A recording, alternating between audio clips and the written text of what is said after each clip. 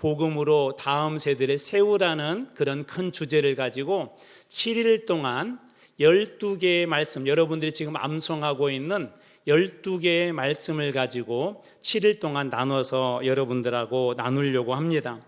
주요 내용들은 우리 크게 5가지 카테고리로 할 터인데 한 장 더 한번 넘겨주실래요? 자, 가운데 보면 사랑받고라고 보이신가요? 다 보이시죠? 여기 다 한글 읽을 줄 아시죠? 옆으로 차례대로 읽어갑니다. 옆으로. 자, 시작. 사랑받고 죄를 깨닫고 구원받아 새로워져 세상으로. 자, 다 외우셨죠? 어찌 대답이 괜찮네.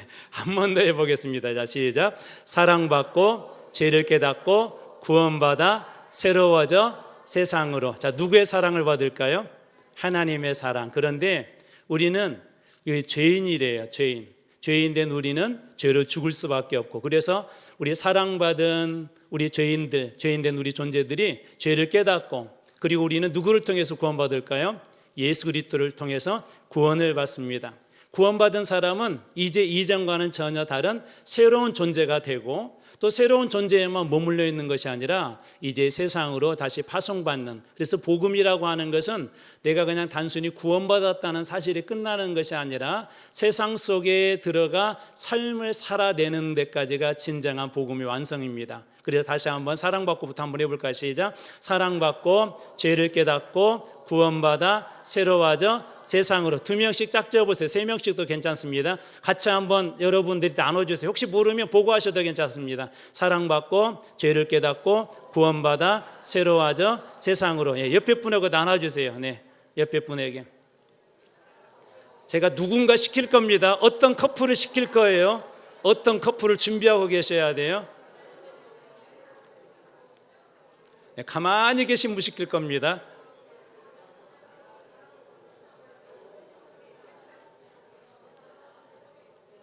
사랑받고, 그 다음 뭐죠? 죄를 깨닫고, 그 다음에 구원받아, 그 다음에 어떻게 돼? 새로워져 어디로? 세상으로. 다시 한번. 자, 시작. 사랑받고 죄를 깨닫고 구원받아 새로워져 세상으로. 정우야 왜 박수를 쳤어? 선생님이 잘해? 한번 우리 유창민 선생님 시켜보겠습니다. 일어나 보세요. 자, 우리 한번 박수로 환영하겠습니다. 자, 큰 소리로 저기 뒤에 우리 장로님 귀에 들려야 합격이에요. 맞아도 소용없습니다. 자, 시작. 사랑받고 죄를 깨닫고 구원받아 새로워져 세상으로. 와, 축복하겠습니다. 자, 이번에는 커플을 시켜보겠습니다. 우리 이장로님 부부. 안 시킬 줄 알았죠. 장로님도 예의가 없습니다. 네. 자, 사랑받고 죄를 깨닫고 구원받아 새로워져 세상으로. 자, 우리 동시에 하십니다. 동시에. 자, 시작.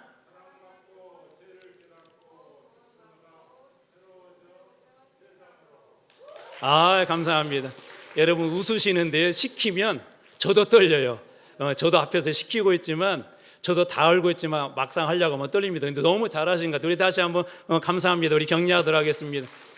우리 장로님 한 팀을 더 시켜봐야 돼요. 우리 안수 집사님과 장로님 조합. 내가 그 조합이다 그러면 빨리 긴장하세요. 한번 쳐다보겠습니다. 어디에 안수 집사님과 장로, 여기 계시네요. 여기. 사실은 알고 있었는데요. 자, 사랑받고 죄를 깨달아 구원받아 새로워져 세상으로. 보고하셔도 괜찮아요. 자, 두 분 크게 한번 하십니다. 자, 시작.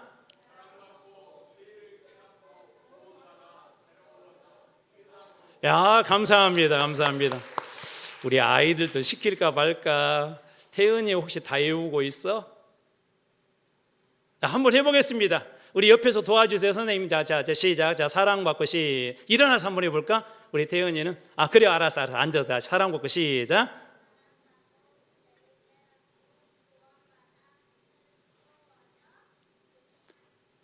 네.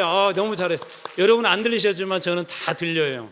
자, 우리 다시 한번 해볼게요. 전체. 자, 시작. 사랑받고 죄를 깨닫고 구원받아 새로워져 세상으로. 네, 다 하셨죠? 갑자기 제가 누구 시킬지 몰라요. 그러니까 긴장하고 계셔야 합니다. 자, 이 내용은 이런 내용으로 되어 있어요. 한 장 더 한번. 네, 잘 넘겨주시네. 사랑은 하나님께서 우리를 사랑하셔서 독생자를 주셨다는 것입니다. 자, 참고로 오픈 채팅방에 들어오면 제가 여러분들에게 얘기하고 이거 다 나눠드릴게요. 별로 안 기뻐하시네.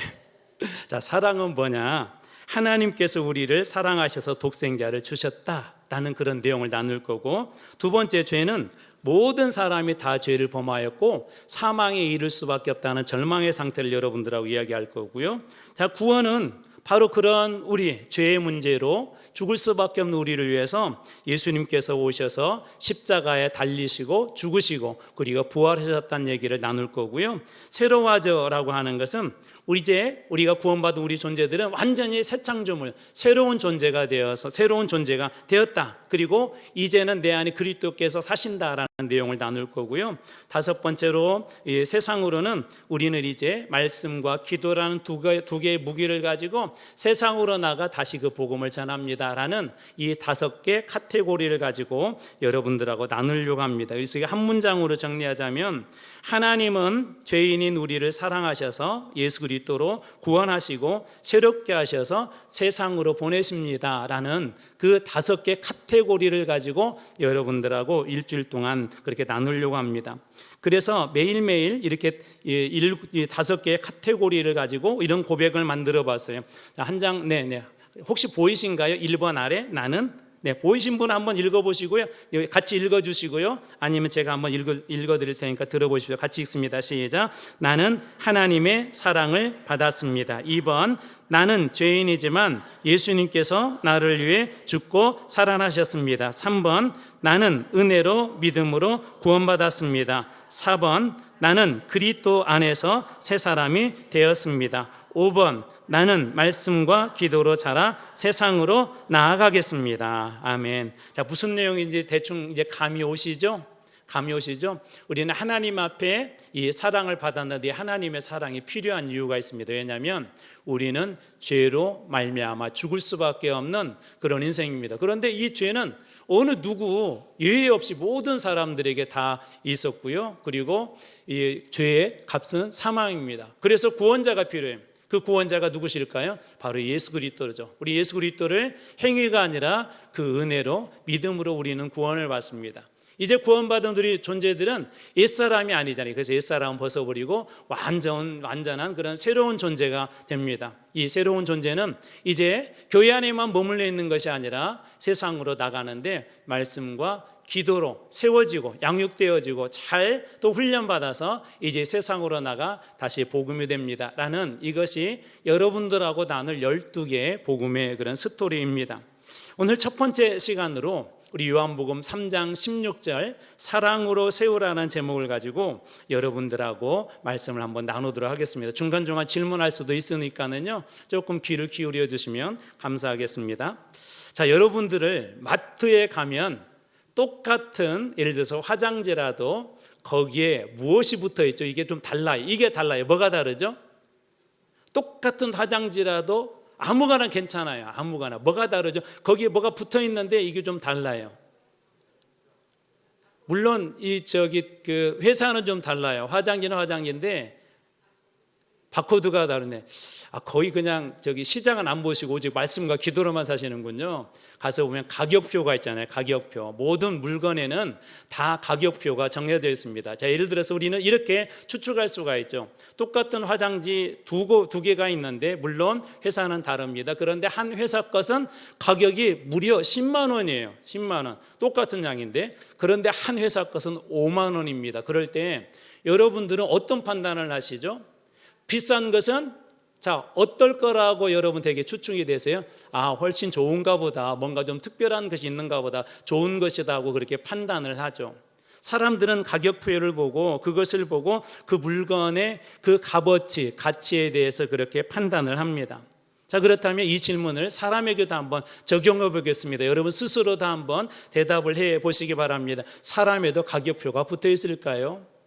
만약 사람 등 뒤에 사람들마다 가격표가 붙어 있다면 어떤 세상이 될까 한번 그런 엉뚱한 상상도 해봤습니다. 다행히 사람에게는 가격표가 붙어 있지 않습니다.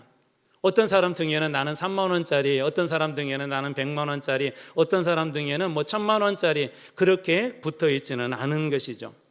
그런데도 이상하게 우리 마음속에는 자꾸 우리 자신에 대해서 혹은 타인에 대해서 그런 등수나 가격표를 매기려고 하는 그런 습성들이 우리들에게 있습니다. 시험에서 100점을 맞으면 내 가격이 좀 올라갔다 생각하고요. 친구들이 나를 좋아하면 나는 괜찮은 사람이다라고 이렇게 생각하고요. 또 우리 젊은 친구들은 SNS에 사진을 올렸는데 누군가가 좋아요를 많이 눌러주면은 그런 기분이 좋아집니다. 각자 나도 모르게 그렇게 우리의 가격표를 붙이고 있는 것이죠. 반대로 시험을 망치면 어떻습니까? 나는 왜 이것밖에 안 되냐고 그렇게 스스로를 가치를 이렇게 낮추기도 하고, 또 친구가 나를 싫어하는 것 같으면 마음이 아프면서 나에게만 문제가 있는 것이 아니야라고 그렇게 생각하기도 하고, 또 우리 젊은 청년들은 좋은 대학교, 좋은 직장, 좋은 관계로 자신을 증명하려고 합니다. 어른들은 어떨까요? 어른들도 실상은 다르지 않습니다. 사업이 잘 되면 내가 성공한 사람처럼 보이고요. 자식들이 잘 됐다는 이야기를 들으면 그래도 나는 괜찮게 살았다라고 그렇게 스스로의 가격을 매깁니다. 그러나 반대로 일이 무너지거나 사업에 실패를 하게 되면 내 인생 전체가 실패한 것처럼 느껴집니다. 그래서 오늘 한 가지 질문으로부터 오늘 말씀을 좀 이어가려고 하는데요. 내가 잘하지 못하면 나는 덜 사랑받는 그런 사람일까요? 내가 사람들에게 좀 인기도 없는 것 같고 SNS에 무엇인가 올렸는데 어느 누구도 좋아요를 눌러주지도 않고, 또 카톡방에 어떤 글을 올렸는데 어느 누구도 공감해주지 않을 때 내가 덜 사랑받는 그런 느낌 같은 것들이 여러분들에게 아마 있었을 것입니다. 그럴 때 내가 잘하지 못하면 나는 덜 사랑받는 그런 사람이 되느냐는 것입니다. 내 성적표가 세상에서는 나를 평가할 수도 있고 누군가의 이야기가 우리 자신을 평가할 수도 있습니다. 그런데 하나님은 그렇게 우리를 바라보지 않는다는 것입니다. 오늘 우리가 읽었던 요한복음 3장 16절 말씀을 한 목소리로 같이 한번 크게 한번 읽어보겠습니다. 우리 어린이들도 따라해 주면 좋을 것 같습니다. 같이 한번 읽어볼까요? 다시 시작. 하나님이 세상을 이처럼 사랑하사 독생자를 주셨으니 이는 그를 믿는 자마다 멸망하지 않고 영생을 얻게 하려 하심이라. 너무나도 유명한 말씀이죠. 우리 혹시 어른들은 이 찬양 아시나요? 예전에 우리 주일학교 때 많이 불렀습니다. 혹시 이 시키면 하세요. 너무 빨랐어요. 우리 이문주 권사님 한번 선창을 해보겠습니다. 시작. 하나님이 세상을 이처럼 사랑하사 독생자를 주셨으니 누구든지 예수 믿으면 원망하지 않고 영생을 얻으리로다. 요한복음 3장 16절. 여기 보니까 주일학교 졸업하신 분 5분밖에 안 되는 것 같아요. 아마 주일학교를 다 다니셨다면 이 노래를 아실 겁니다. 그만큼 우리 기독교에서는 너무나도 중요한 말씀이고, 아마 여러분들이 저하고도 이렇게 만나서 말씀을 들었을 때 이 말씀을 여러 번 들어봤던 그런 말씀일 것입니다. 이 말씀을 여러분들이 보시면서 어떤 단어에 먼저 눈이 들어왔습니까? 저는 가장 먼저 하나님이라는 단어에 눈이 들어왔습니다. 여기에 보면 우리 말씀의 내용들 이렇게 보면 세상이 먼저 하나님을 사랑한 것이 아니라 가장 먼저 주도적으로 앞장서고 먼저 사랑하신 분이 하나님이라고 그렇게 표현으로 되어 있는 것이죠. 사람들이 착하게 살아서 우리를 사랑한 것이 아니라 우리가 무엇인가 잘해서 하나님이 우리를 사랑했다는 것이 아니라 그런 내용 없이 그냥 하나님이 먼저 우리를 사랑하셨다라고 그렇게 이야기합니다. 하나님이 세상을 그렇게 사랑하신 것이요. 다시 말해서 사랑의 시작점이 하나님이라는 거예요. 우리는 선생님들에게나 혹은 상사에게 무엇인가 잘해서 잘 보이려고 하죠. 그럴 때 윗사람이나 선생님이 야, 너 참 괜찮은 애다, 너 참 잘했다라고 그렇게 평가를 해주는데, 하나님 앞에서는 우리가 먼저 무엇인가를 잘해서 하나님께서 우리를 사랑한 것이 아니라 하나님이 먼저 그렇게 사랑해 주셨대요. 우리 청소년들은 친구들에게 인정받으려고, 또 우리 어른들은 성공해서 자신의 가치를 보여주려고, 또 그러한 모습은 우리 신앙 안에도 이렇게 들어와 있는데, 내가 기도를 많이 했으니까 하나님이 날 사랑해 줄 거야, 혹은 내가 봉사를 많이 했으니까 하나님께서 나를 기뻐하실까요? 우리는 무엇인가 조건을 자꾸 내밀어서 하나님께서 기뻐하실까요? 하나님이 사랑하실까요? 그러지만 방금 읽어드렸던, 그리고 여러분이 외우고 있는 요한복음 3장 16절은 그런 내용이 없이 그냥 하나님이 사랑하신다라고 그렇게 되어 있습니다. 하나님이 먼저 그렇게 사랑하셨던 것이죠. 요한일서 4장 10절 말씀도 그렇게 우리들에게 증언합니다. 요한복음 4장 10절 같이 한번 읽어볼까요? 같이 읽습니다. 시작. 사랑은 여기 있으니 우리가 하나님을 사랑하는 것이 아니요 하나님이 우리를 사랑하사. 사랑이 여기 있는데 우리가 먼저 하나님을 사랑한 것이 아니라 누가 먼저 우리를 사랑해 주셨다고요? 하나님께서 우리를 먼저 사랑해 주셨대요. 이렇게 한번 가슴에 손을 얹고 고백해 보겠습니다. 나는 하나님의 사랑을 받은 사람입니다. 혹시 내가 둘째 혹은 셋째, 첫째도 괜찮습니다. 어렸을 때 여러분들 이렇게 부모님으로부터 속상한 적 있으셨나요? 저희 아이들도 보니까 있는 것 같아요. 저희들은 나름대로 동일하게, 물론 그렇지 않은 건 아시잖아요. 조금 다르긴 하지만 그래도 동일하게 사랑한다고 하는데, 똑같은 상황인데도 어떤 아이는 왜 엄마는, 아빠는 왜 나만 안 사랑해? 막 그럴 때 막 서운하기도 하고 마음이 무너지기도 하고. 그런데 하나님은 그렇지 않으시대요. 하나님의 첫 번째 이 사랑에 대해서 말씀하실 때 하나님은 여러분 모두를 다 사랑하신대요. 그럴 수 있어요. 부모님은 나를 덜 사랑할 수도 있고요. 선생님은 우리 학생들을 덜 사랑할 수도 있고요. 또 우리 청년들은 직장의 상사나 혹은 선배나 혹은 누군가가 여러분들에 대해서 더 관심을 덜 가질 수도 있지만 하나님은 그렇지 않는다라고 그렇게 이야기합니다. 더 중요한 사실은 뭐냐면 우리가 그 하나님을 찾아가기 전에 하나님께서 먼저 이렇게 찾아오셨다고 말씀하십니다. 만약에 이걸 한번 상상해 보세요. 어린아이가 이렇게 길을 잃었는데, 깊은 산속에서 길을 잃었는데 아이에게 이렇게 소리칩니다. 야, 정신 차려. 지도 좀 잘 보고 와. 그러면 나 있는 데까지 올 거야. 그렇게 아마 말하는 부모는 없을 것입니다. 저 밑에서 아이가 길을 잃고 어디로 가야 될지 모르고 방황한다면 부모가 먼저 찾아가겠죠. 마찬가지로 복음을 길을 잃은 인간이 열심히 하나님을 찾아간 그런 이야기 아니라, 복음이라는 건 뭐냐면 하나님께서 먼저 우리를 찾아오신 이야기예요. 복음, 그렇기 때문에 복음인 거예요. 하나님께서 길 잃은 우리에게 먼저 찾아오신 그 이야기가 바로 복음입니다. 자, 그렇다면 우리는 여기서 질문 하나가 더 생깁니다. 하나님은 누구를 사랑하셨을까요? 누구를? 오늘 말씀의 요한복음 3장 16절은 이렇게 말씀이 이어져요. 하나님이 세상을 이처럼 사랑하사. 누구를 사랑하신다고요? 세상을. 여기에 세상을 우리가 여행 다니면서 보는 어떤 관광지나 그런 것을 이야기하는 것이 아니라 이 땅에 모든, 우리 성경에 보면 또 다른 모습의 세상이에요. 쉽게 얘기하자면 우리가 보는 아름다운 세상뿐만 아니라 그렇지 않은 모든 것들, 우리가 볼 때 선하게 사는 사람뿐만 아니라 그렇지 못한 모든 사람들을 포함한 것이 바로 이 세상입니다. 그래서 요한복음에 우리 오늘 말씀에 이어서 나오는 요한복음 3장 19절에는 이렇게 이야기하는데요. 세상의 또 다른 모습을, 그 정죄는 이것이니 곧 빛이 세상에 왔으되 사람들이 자기 행위가 악함으로 빛보다 어둠을 더 사랑한 것이라. 이 어떤 세상입니까? 자기 행위가 악한 세상이고요, 빛보다 어둠을 더 사랑했대요. 사람들이 그게 얼마나 위험한지를 모르고 어둠을 더 사랑했다고 그렇게 이야기합니다. 하나님께서 하나님을 잘 사랑하던 그런 사람만 사랑한 것이 아니라 어둠을 사랑하는 사람까지도, 자기 행위가 악한 사람들까지도 하나님께서 그런 세상을 사랑하셨다는 거예요. 자, 그러면 어떻게 사랑하셨습니까? 독생자를 주셨으니. 어떻게 사랑하셨다고요? 얼마나 사랑하셨다고요? 독생자를 주셨으니. 독생자라고 하는 것은 우리 아들이 하나라는 의미죠. 다른 말로 바꿔볼게요. 가장 귀한 아들을 내어주신 거예요. 얼마나 사랑하셨다고요? 가장 귀한 것을 내어주신 거예요. 제가 이런 예화 한번 들었었잖아요. 자식이 큰 병에 걸렸는데 집안 재산을 다 팔아야 그 병을 고칠 수 있다면 부모님들은 평생 모은 돈이라 할지라도, 소위 어른들이 이야기해 쎄빠지게 벌었던 돈이라 할지라도 그것을 다 내놓을 거예요. 왜?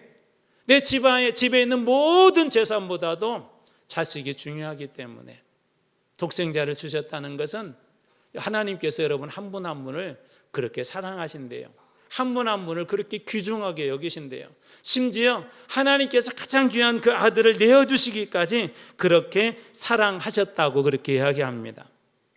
자, 그렇다면 왜 그렇게까지 하셨을까요? 요한복음 3장 16절 다시 한번 읽어드립니다. 이는 그를 믿는 자마다 무엇하지 않고 멸망하지 않고. 왜 그렇게까지 사랑하셨다고요? 우리가 내일 보겠지만 죄인된 인간은 죄로 말미암아 죽을 수밖에 없어요. 사과가 이렇게 썩어 들어가잖아요. 가만히 놔두면 썩어 들어갈 수밖에 없는 것처럼 죄는 우리의 인생의 결국은 사망으로, 지옥으로 이끌어가는 당연한 결과로 이어집니다. 멸망할 수밖에 없다는 거예요. 그런데 독생자를 왜 주셨다고요? 멸망하지 않도록. 이 멸망이라는 단어는 무섭고 무거운 단어 아닙니까? 인간의 가장 큰 문제는 이 모두가 죄 때문에 멸망당할 수밖에 없다는 것입니다. 근데 문제는 이것이에요. 무엇이 문제냐면 멸망당할 수밖에 없는데 그것을 우리 스스로는 해결할 수 없다는 거예요. 우리 혜원이 같은 아이가, 혜원이 수영 잘하나요 혹시? 막 국가대표급인가요? 그렇지 않을 거예요. 아마 아직은 어리기 때문에. 설령 수영을 배운다 하더라도 예를 들어서 조금 막 강물이 흐르는 곳에서는 우리 저 정도 아이들은 힘들 거예요. 어려울 거예요. 우리 하빈이도 좀 시켜줘야지. 하빈이도 수영을 조금 잘한다 할지라도 그게 안 될 것 같아요. 자, 그런데 물속에서 그렇게 만약에 아이들이 호우적거리고 있다면 부모들은 망설이지 않습니다. 어느 분이 이런 퀴즈를 내더라고요. 한 아이가 이렇게 빠져 있는데 다른 사람들은 어떻게 하냐 막 그러는데 어떤 사람이 앞뒤 보지 않고 이렇게 그 어떤 남자가 뛰어들었대요. 누구냐 그렇게 질문하니까 어떤 사람이 그냥 바로 대답을 그 아이 아빠입니다. 아빠는 머뭇거리지 않아요. 아빠는 자기 목숨을 생각하지 않아요. 하나님께서 그렇게 자기의 가장 귀한 것을 생각하지 않고 우리에게 내어주신 가장 큰 이유가 있는데 그것은 바로 우리가 멸망당하지 않도록 하기 위해서 그렇다는 거예요. 죄는 우리 스스로 빠져나올 수 없습니다. 어린아이가 강물에서 수영을 어느 정도 한다 할지라도 스스로 빠져나올 수 없는 것처럼 누군가가 구조해야 되는 것처럼 살려줘야 되는 것처럼 그런다는 거예요. 세상적으로 그렇게 이야기할 수도 조금 더 착하게 살아라, 조금 더 노력해라, 조금 더 신앙생활 열심히 해라 이런 거하고 똑같은 거예요. 수영을 못하는데 아이가 물에 빠졌을 때 야, 조금 더 수영 좀 연습해. 소용이 없잖아요. 그런 상황이 있는데 너는 그동안에 뭐 했냐? 그런 핀잔이 여러분 소용이 있습니까? 가장 중요한 건 그때는 교육하는 게 아니라 훈련하는 게 아니라 뛰어들어서 건져내는 거예요. 근데 죄의 문제는 어느 누구도 우리를 건져낼 수 없다는 게 가장 큰 절망입니다.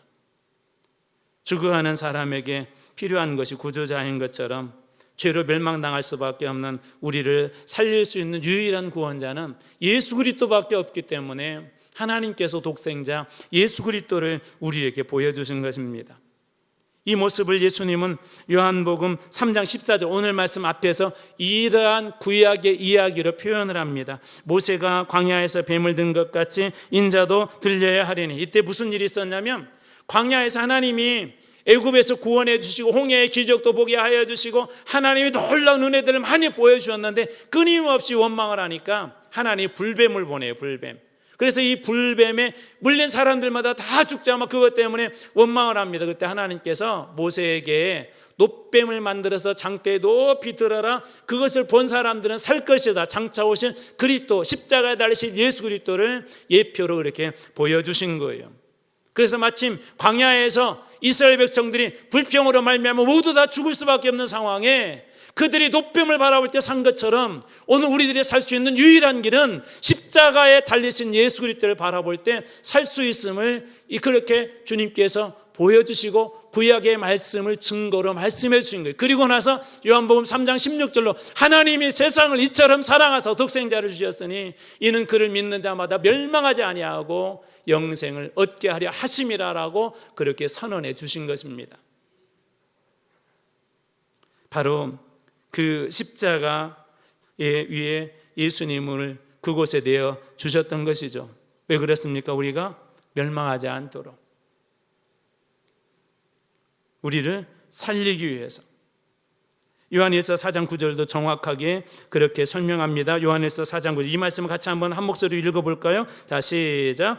하나님의 사랑이 우리에게 이렇게 나타난 바 되었으니 하나님이 자기 독생자를 세상에 보내심은 그로 말미암아 우리를 살리려 하심이라.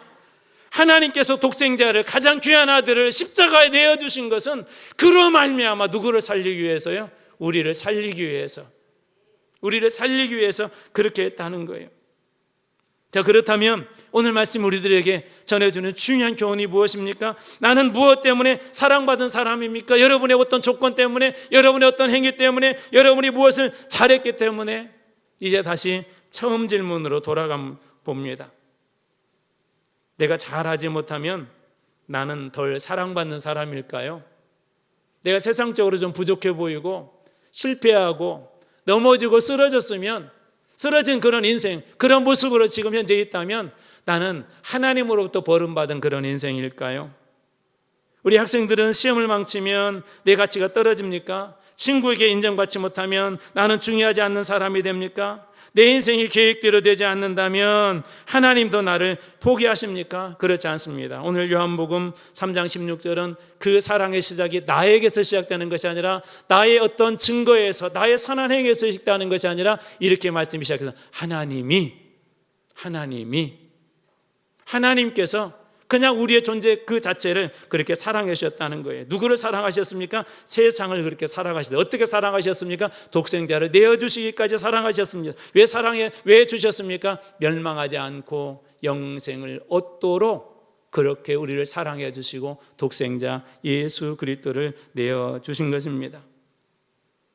자, 그렇다면 오늘 주신 이 말씀으로 한 문장을 한번 붙들어 보겠습니다. 한번 들어보십시오. 하나님의 사랑은 멸망할 때 우리를 살리기 위해 가장 귀하신 독생자를 내어주신 사랑입니다. 같이 한번 읽어볼까요? 시작. 하나님의 사랑은 멸망할 우리를 살리기 위해 가장 귀하신 독생자를 내어주신 사랑입니다. 하나님의 사랑은 멸망당할 수밖에 없는 우리를 살리기 위해서 가장 귀하신 독생자를 내어주신 사랑입니다. 하나님께서 우리를 사랑하신다는 가장 큰 확실한 증거가 무엇일까요? 성적도, 선한 행위도, 또 우리의 사업의 성공도, 세상의 성공도 아니라 바로 그것은 하나님의 사랑이고 주님의 십자가입니다.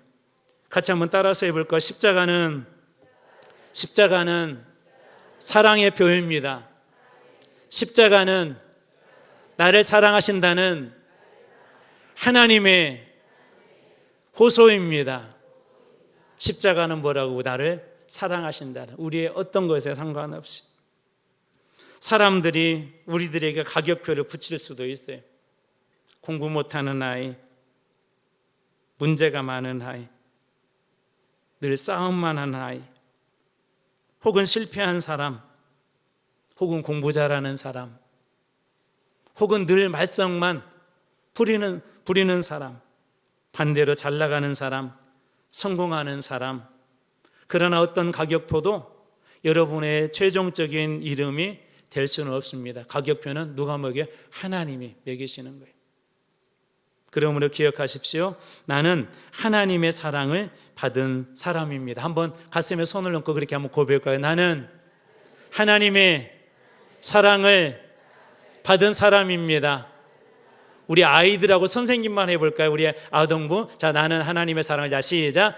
나는 하나님의 사랑을 받은 사람입니다. 우리 어른들만 한번 해보겠습니다. 큰 소리. 다 시작. 나는 하나님의 사랑을 받았습니다. 아멘. 여러분은 누구의 사랑을 받은 존재라고요? 하나님의 사랑을. 어린 여러분, 성적이 조금 좋지 않다고 하나님의 사랑이 사라지는 것이 아닙니다. 우리 청소년 여러분, 친구 한 사람이 여러분을 사랑하지 않는다고 해서 미워한다고 해서 여러분의 가치가 떨어지는 것이 아닙니다. 우리 청년 여러분, 취업 때문에 많이 고민하는데 취업에 실패하거나 지금 취업하지 못했다고 해서 여러분의 인생을 하나님께서 포기한 것이 아닙니다. 우리 부모 여러분, 자녀가 여러분의 기대와 다르다고 해서 자녀의 가치가 떨어지는 것이 아닙니다. 그 가치는 하나님께서 결정합니다. 어느 정도까지 가치 있다고요? 소중하게 여신다고요? 독생자를 내어주시기까지. 이 요한복음 3장 16절을 여러분 순서를 기억하십시오. 우리가 하나님에게 사랑받을 조건을 만드는 것이 먼저가 아니라 누가 먼저 우리를 사랑하셨다고요? 하나님께서. 누구를 사랑하셔요? 세상을. 누구를 내어주기까지? 독생자를 내어주시기까지. 왜 그렇게 하셨다고요? 멸망하지 않고 영생을 얻도록 하기 위해서 그랬다는 것입니다. 그러므로 여러분 누군가가 여러분들의 가격표를 매기려고 할 때가 있어요. 야, 너는 왜 맨날 그렇게 사냐? 나는 네 삶이 예상이 돼. 너는 그렇게 살다가 늘 너의 삶은 지금까지도 그러했고 앞으로도 그럴 거야라고 누군가가 가격표를 매길 때가 있을 거예요. 그럴 때 이렇게 선언하십시오. 나는 하나님의 사랑을 받은 하나님의 자녀입니다. 여러분들이 자꾸 자녀들을 가격표를 매기려고 할 때 여러분 입술에서 그것을 바꾸세요. 우리 아이도 하나님의 사랑을 받은 자녀입니다. 여러분 남편이나 혹은 아내에 대해서 자꾸 가격표를 매기려고 할 때 우리 남편도 하나님께서 사랑하신 하나님의 자녀입니다. 아내도 하나님께서 귀하게 여기시는 하나님의 자녀입니다. 하나님께 사랑을 받은 사람입니다라고 고백할 때 오늘 이 고백이 바로 복음의 출발점이 되고 가정을 살리는 복음의 시작점이 될 줄로 믿습니다.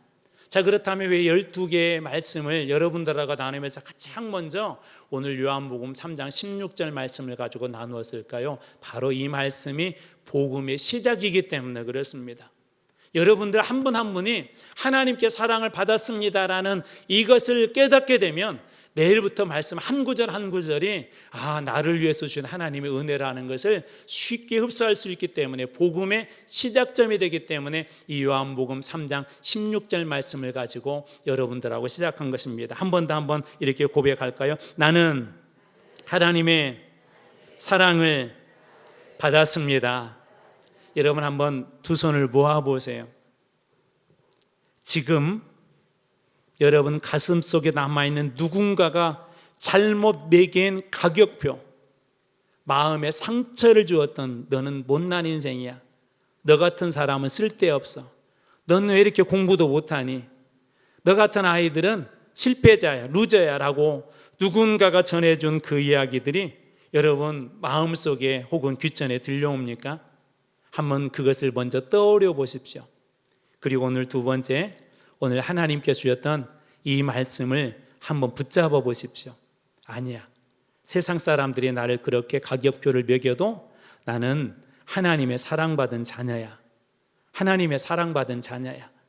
그리고 이렇게 한번 속으로 선언해 보십시오. 하나님, 가짜 가격표는 이제 다 불태워 버리겠습니다. 하나님께서 저를 얼마나 사랑하시는지 오늘 복음의 시작 말씀을 통해서 하나님 깨닫게 되었는데, 하나님, 저도 하나님의 사랑받은 자녀임을 믿습니다. 오늘 이 말씀 붙잡고요, 우리 조용하게 한 1분 정도, 오늘은 기도 크게 안 하셔도 괜찮습니다. 하나님께 주신 그 마음을 가지고 한번 우리 묵상으로 기도하도록 하겠습니다. 묵상으로 기도하겠습니다. 하나님,